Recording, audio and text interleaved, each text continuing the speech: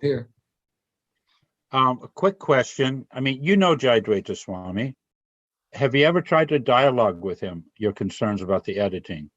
He was just here. Was he receptive to any kind of dialogue? Because I know Garuda Prabhu has also tried to dialogue, but he shuts down. He doesn't engage in dialogue. Right. Jayadvaita was here in Alachua about a month ago. And his follower called me and said, Jayadvaita want to meet me. So we did. I didn't mention the books. I didn't mention the books. I don't want to have a discussion with him on it. Jayadvaita and I have a different kind of relationship. He looks up to me as his senior godbrother. Yeah. And when he was told, when I wrote an essay criticizing the introduction to the 83 version, the little note from the editors, I called it "Where Angels Fear to Tread." Yes. And he wrote a rebuttal to that and sent it to me and asked that I not show anyone. And I kept that. Okay. So our relationship is not an ordinary one. It comes from the storefront days. I told him, I said, the first time I saw you, I came down to visit from Buffalo and I saw this young boy in blue denim bottom, bell bottom, blue denims and a white t-shirt. And I thought, here's a sailor on leave. And he had a big laugh about it. That's the first time I saw him when I was visiting the storefront from Buffalo in '68. So I don't get into a discussion with him because I know it's useless. It's useless. I don't want. There's no. Yeah. I mean, what's done useless. Exactly. Was done is done. And so I just acted on the God Brotherly platform. Right. We talked about different things, and he was here a couple of years ago too, and I just bombarded him with Simply Wonderful. He ate them all. But Prabhu, how could you say though that I don't get?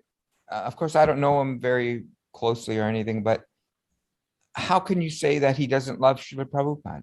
I didn't say he didn't love him. So he doesn't love him as enough. Enough. He doesn't love him enough. None of us do. Well, okay, but we don't have to conclude that there was malevolence in his intent. I didn't say malevolent. I didn't say anything malevolent.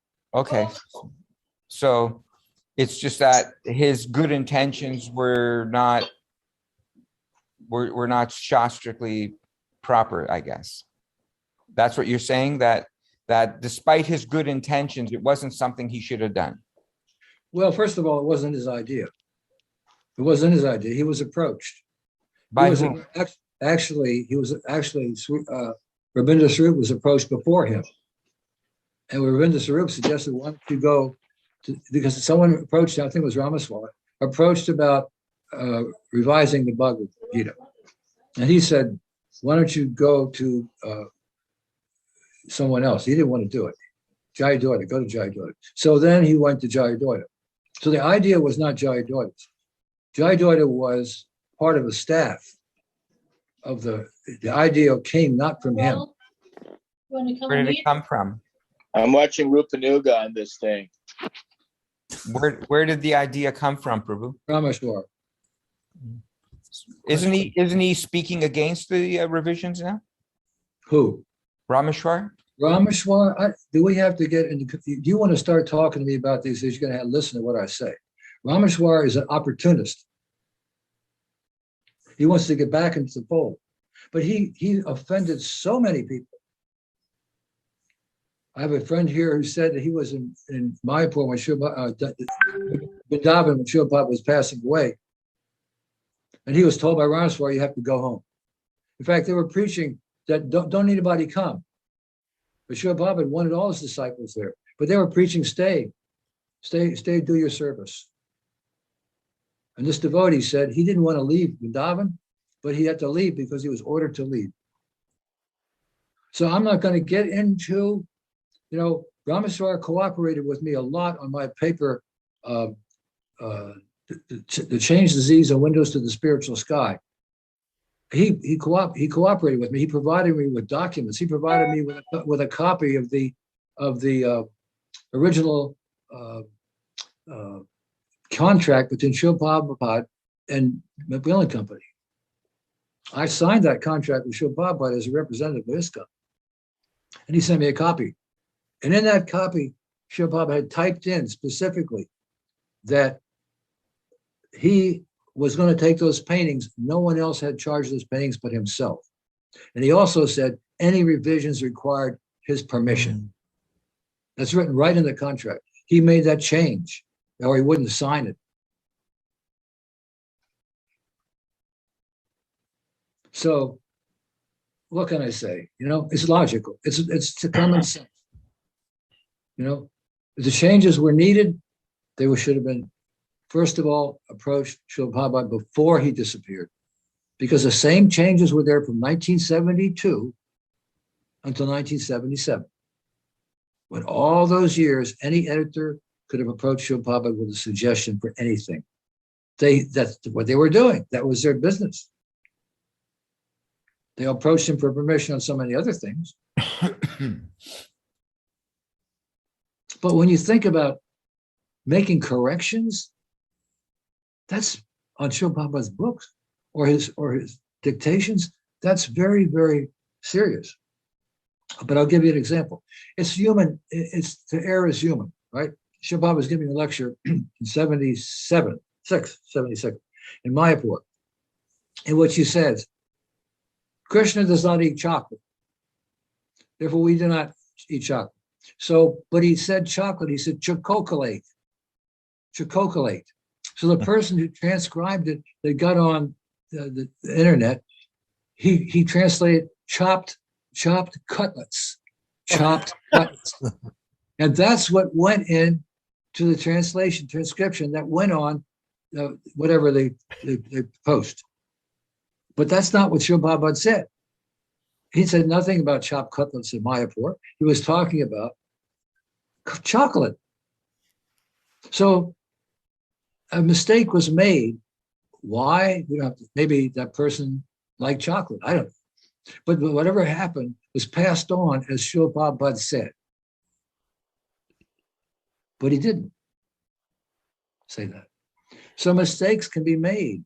I agree. There's no question about good intentions, but the road to hell's paved with good intentions, as one say. So I'm not accusing anybody of anything. We have to judge by the result.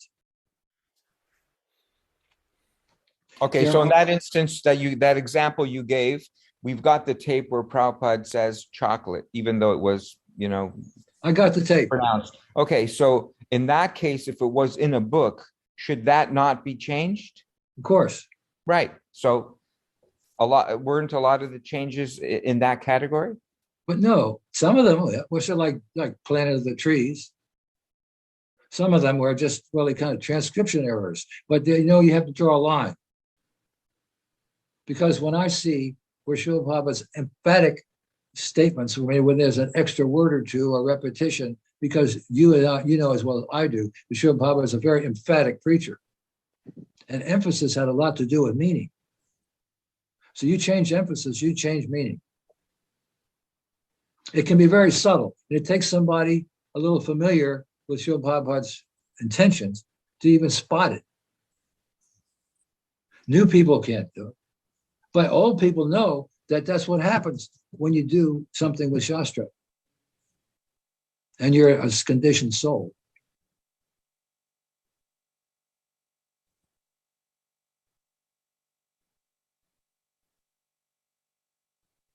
Question, Prabhu? About outside instruction, many of our God brothers have availed themselves of the association of spiritual leaders of the Gaudiya Math, disciples of Bhaktisiddhanta Saraswati, God brothers of Srila Prabhupada, for example. Do you see that as a sign of lack of love for Prabhupada, or do you see it as a shift of loyalty? How do you explain that? Again, we have to go by what Srila Prabhupada said. There are, and I have 100 letters from Srila Prabhupada. And in some of those, he talks specifically about his God brothers. There's a classic letter that I hear quoted from all the time that's usually misquoted. But he told me that his Guru Maharaj was disgusted. Otherwise, he would have stayed longer.